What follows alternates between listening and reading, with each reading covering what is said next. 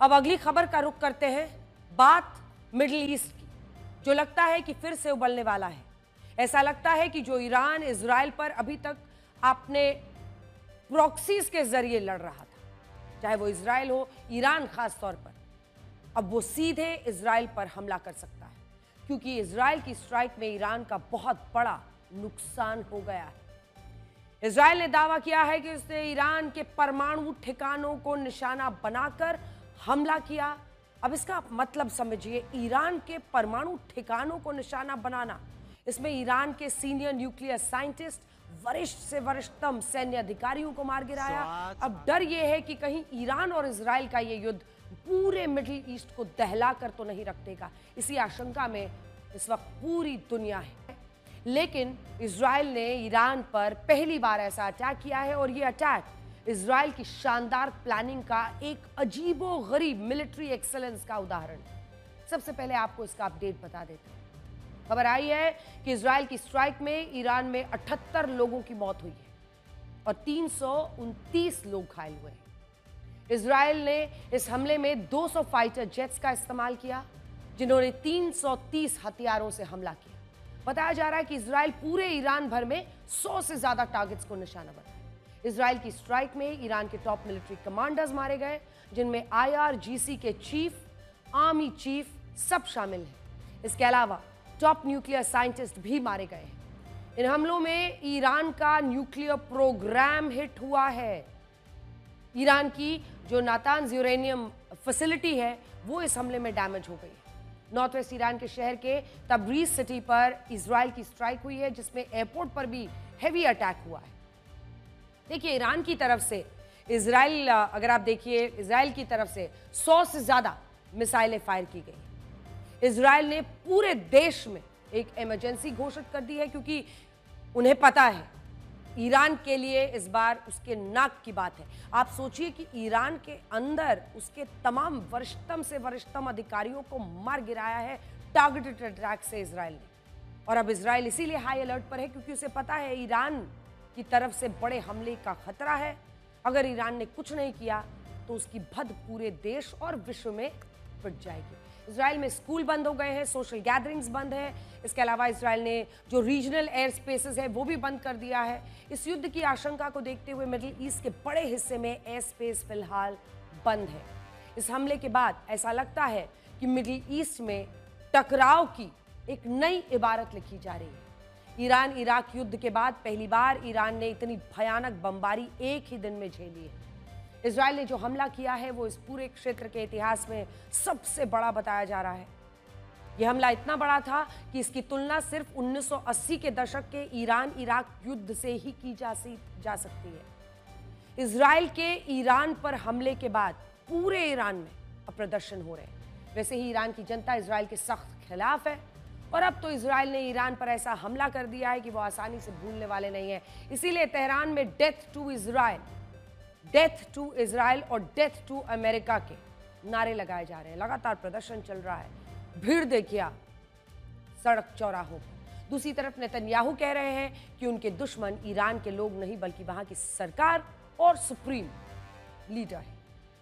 Netanyahu ये भी साफ कर दिया है कि ये अभियान तब तक जारी रहेगा जब तक ईरान की तरफ से खतरा है। इस हमले के तुरंत बाद नेतन्याहू ने करीब 7 मिनट का एक अंग्रेजी में बयान जारी किया ताकि पूरी दुनिया सुने, जिसमें उन्होंने दुनिया को यह बताया है कि यह ऑपरेशन आखिर क्यों जरूरी था। इजराइल ने दुनिया को यह बताया कि ईरान उनके अस्तित्व के लिए कैसे खतरा है। यह समझाया कि अगर ईरान परमाणु हथियार हासिल कर लेता है तो कैसे उसका पहले निशाना इजराइल ही बनेगा, और ईरान अपना यह हथियार कैसे अपने प्रॉक्सीज के हाथ में भी दे सकता है, जो कि बहुत खतरनाक हो सकता है। अगर वो ऐसे कट्टरवादी लड़ाके जो संगठन वहां पर है, जो आतंक फैलाते हैं, अगर उनके हाथ में ये न्यूक्लियर वेपन सौंप देता है तो सोचिए इजराइल के लिए कितना बड़ा खतरा है। और यही बताकर नेतन्याहू इस ऑपरेशन को सही ठहरा रहे हैं। स्ट्राइक में ईरान की मिलिट्री के बड़े अधिकारी भी मारे गए हैं और उनके टॉप न्यूक्लियर साइंटिस्ट भी। आप सोचिए, एक एक करके आपको बताते हैं।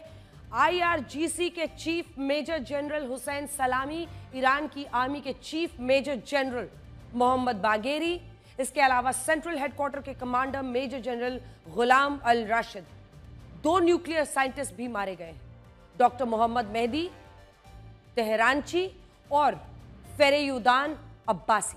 इन 5 की तस्वीर देख लीजिए। अगर टॉप कमांडर्स, टॉप आर्मी अधिकारी और 2 बड़े न्यूक्लियर साइंटिस्ट उनके मारे गए हैं। एकदम टारगेटेड अटैक्स इजराइल ने किया है। ईरान में खलबली मची हुई है। आज इस युद्ध के मौके पर इजराइल और ईरान की तुलना भी हो रही है। ये माना जा रहा है कि कल को अगर ईरान ने इजराइल के खिलाफ पूरा युद्ध शुरू कर दिया तो फिर दोनों की ताकत क्या है और कमजोरी क्या है। इजराइल तकनीकी तौर पर एक बहुत ज्यादा सक्षम देश माना जाता है, तो ईरान के पास भी मिसाइल्स की ताकत है। इसलिए आइए आपको इजराइल और ईरान की एक तुलना जरा दिखाते हैं और ये समझाने की कोशिश करते हैं कि पलड़ा आखिर किसका भारी है अगर युद्ध की नौबत आती है। तो क्षेत्रफल के हिसाब से ईरान इजराइल से 74 गुना बड़ा है। ईरान का क्षेत्रफल अगर 16.5 लाख वर्ग किलोमीटर है तो इजराइल का क्षेत्रफल बहुत कम 22,145 वर्ग किलोमीटर। दोनों की आबादी में कोई तुलना नहीं है। ईरान को पॉपुलेशन की जो पॉपुलेशन है वो करीब 9 करोड़ है, तो पूरे इजराइल की सिर्फ 96 लाख, यानी 1 करोड़ भी नहीं। लेकिन जीडीपी के मामले में इजराइल ईरान से बहुत आगे है। ईरान का जीडीपी अगर 38.7 लाख करोड़ रुपए है तो वहीं इजराइल का 44.2 लाख करोड़। दोनों की एयरफोर्स की तुलना करें तो इजराइल का पलड़ा भारी है। ईरान के पास 551 एयरक्राफ्ट्स हैं, इजराइल के पास उससे कहीं ज्यादा 611, जिनमें से ज्यादातर मॉडर्न है। फाइटर जेट्स में भी इजराइल आगे है। ईरान के पास 188 है तो इजराइल के पास 240। आर्मी और नेवी पावर में ईरान आगे है। ईरान के पास 65,825 बख्तरबंद गाड़ियां हैं, जबकि इजराइल के पास 35,985। ईरान के पास 1,713 टैंक्स हैं, इजराइल के पास 1,300। नेवी की फ्लीट स्ट्रेंथ में ईरान आगे है। ईरान के पास 107 है, इजराइल के पास 62। सबमरीन्स ईरान के पास 19 हैं और इजराइल के पास सिर्फ 5। लेकिन इसकी संभावना कम ही है कि इजराइल और ईरान के बीच कोई कन्वेंशनल वॉर की नौबत आए, यानी कि परंपरागत तरीके से लड़ाई हो, इसकी संभावना ना के बराबर दिखती है। लेकिन दोनों की अटैक जो ताकत है वो मिसाइल अटैक है, इसीलिए दोनों की मिसाइल्स की तुलना भी बहुत जरूरी है। मिसाइलों में ईरान का पलड़ा भारी है। ईरान के पास 3000 के करीब बैलिस्टिक और क्रूज मिसाइल्स हैं, जिनमें से ज्यादातर शॉर्ट मीडियम रेंज की हैं, जबकि इजराइल के पास अगर आप देखें तो इजराइल के पास 1300 मिसाइलें हैं और ज्यादातर लॉन्ग रेंज की हैं। जैसे ईरान के पास अधिकतम दूरी की मिसाइल सेजल 2 है, जिसकी रेंज है 2000 किलोमीटर, जबकि इजराइल के पास जो सबसे लंबी दूरी की मिसाइल है वो जेरिको 3, जिसकी रेंज है लगभग 4800 से 6500 किलोमीटर, 6500 किलोमीटर तक, और न्यूक्लियर हथियार भी ले जाने में ये सक्षम है। इसके अलावा ईरान के पास शहाब 3 मिसाइल है, शहाब 3 मिसाइल, रेंज 1300 से 2000 किलोमीटर। इजराइल के पास जेरिको 2 है, जिसकी रेंज है 1500 से 3500 किलोमीटर। फिर छोटी दूरी के लिए अगर देखें तो ईरान के पास फतेह 110 मिसाइल है, जिसकी रेंज है 300 से 500 किलोमीटर। इसके जवाब में इजराइल के पास शॉर्ट रेंज का है जलियाज क्रूज मिसाइल, 250 किलोमीटर की रेंज वाला। यानी इजराइल के पास भले ही मिसाइल्स कम हो, लेकिन उसकी जो भी मिसाइल्स हैं वो ज्यादा इंपैक्टफुल हैं, यानी प्रभावी हैं।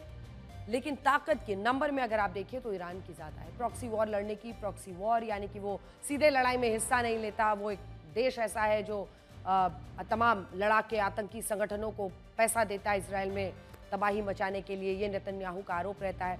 उसकी तरफ से वो गुट जो है वो वॉर लड़ते हैं, चाहे वो हमास हो, चाहे हूती हो, हिजबुल्ला हो, इनका वो समर्थन करता है। और कहा जाता है कि हथियार, पैसा, लड़ाके, इन सब से उनको मदद करता है। जैसे इजराइल के उत्तर लेबनान में देखिए हिजबुल्ला है, जिसे ईरान का पूरा समर्थन है। इसी तरह से गाजा में हमास है, इसे भी ईरान का पूरा समर्थन है। यमन में हूती हैं, जिन्हें ईरान हथियार के साथ सपोर्ट देता है। सीरिया और इराक में भी बहुत से मिलिशिया ग्रुप्स हैं, जिन्हें ईरान अपना सपोर्ट देता है, हर तरह से उनकी मदद करता है। इजराइल के खिलाफ जंग में वो पूरी ताकत पीछे से झोंकता रहा है, और ये सब ईरान के कहने पर इजराइल के खिलाफ ही काम करते हैं, उसी पर हमले करते हैं। इसीलिए इजराइल ने पिछले 2 सालों की लड़ाई में एक एक करके इन संगठनों पर हमले किए, उन्हें पूरी तरह से वो खत्म तो नहीं कर पाया, लेकिन ठीक ठाक नुकसान पहुंचा दिया है। अब अंत में इजराइल ईरान पर हमला कर रहा है, क्योंकि इजराइल ये मानता है कि इस आतंक की नर्सरी ईरान है। वैसे तो इजराइल के ऑपरेशन हमेशा ही बड़े कमाल के रहते हैं, पर खास तौर पर वो खुफिया ऑपरेशन करने के लिए जाना जाता है। और ईरान के खिलाफ इजराइल की गुरुवार रात की स्ट्राइक इसका एक जबरदस्त नमूना है। इजराइल ने ईरान में जो ये ऑपरेशन किया, ये भी बहुत खुफिया ऑपरेशन था। ये ऑपरेशन इजराइल की मिलिट्री पावर के अलावा उसकी जो खुफिया एजेंसियों की एक बड़ी कामयाबी है। पूरा इनपुट आप देखिए कैसा था, जिस तरह की प्रिसिशन। अगर एक न्यूक्लियर साइंटिस्ट है तो वो किस मकान में है, कहां पर है, उसको कैसे मारना है। ये एक वेल कोऑर्डिनेटेड ऑपरेशन कहा जा सकता है, जिसमें आईडीएफ यानी इजरायली डिफेंस फोर्स तो थी ही, इसके अलावा इजराइल की खुफिया एजेंसी मोसाद और इजरायली तकनीक का जबरदस्त कमाल था। इसीलिए इजराइल ने ईरान के ठिकानों पर यह सटीक स्ट्राइक की, जबकि जानकारी लीक हो गई थी कि इजराइल ईरान पर हमला करने ही वाला है। 2 दिनों से आप लगातार सुन रहे होंगे, लेकिन ईरान पर भी अपने ठिकानों को नहीं बचा पाया। उसके बाद भी ऐसा नहीं है कि ये ऑपरेशन सिर्फ कुछ ही दिनों में इजराइल ने प्लान किया हो। ये कितना सटीक था, इसे देखकर ही समझा जा सकता है कि ऑपरेशन कई वर्षों की प्लानिंग का हिस्सा था। इसमें बहुत ज्यादा इंटेलिजेंस गैदरिंग थी। जिस शख्स को मारना है, जिस फ्लोर पर मारना है, वहीं पर पॉइंटेड अटैक, जिसके लिए इजराइल की खुफिया एजेंसी ने, मोसाद के एजेंट्स ने बहुत मेहनत से सटीक काम किया। एक एक जानकारी निकालकर इजराइल की मिलिट्री को दी, फिर इजराइल ने घुसकर मारा। ये कवर्ट ऑपरेशन किया। इस हमले में बहुत पहले से ही मोसाद के जो एजेंट्स हैं वो सक्रिय हो गए थे। इजराइल की खुफिया एजेंसी मोसाद ने ईरान में जाकर एक विस्फोटक ड्रोन का बेस बनाया था। हमले की रात को मोसाद ने ड्रोन्स एक्टिव किए और उन्हें ईरान के बैलिस्टिक मिसाइल सेंटर्स पर लॉन्च किया गया, जैसे कि तेहरान के नजदीक अस्फाकाबाद इलाके में ईरान की बैलिस्टिक मिसाइल्स थी, जो सीधे इजराइल की जनता के लिए बहुत बड़ा खतरा। यह सेंटर इजराइल के लिए डायरेक्ट थ्रेट, सीधा खतरा था। इजराइल के ड्रोन्स ने अचानक से यह सरप्राइज अटैक किया और ईरान की मिसाइलें उनके सेंटर्स पर ही तबाह कर दी। इसके अलावा अगर आप देखिए तो हथियारों से भरी गाड़ियां भी चोरी छिपे ईरान में लाई गई। इन हथियारों ने ईरान के एयर डिफेंस सिस्टम को तबाह कर दिया, जिससे इजरायली लड़ाकू विमानों को ईरान के आसमान में बिना किसी रोक टोक के उड़ने और हमला करने का मौका मिला।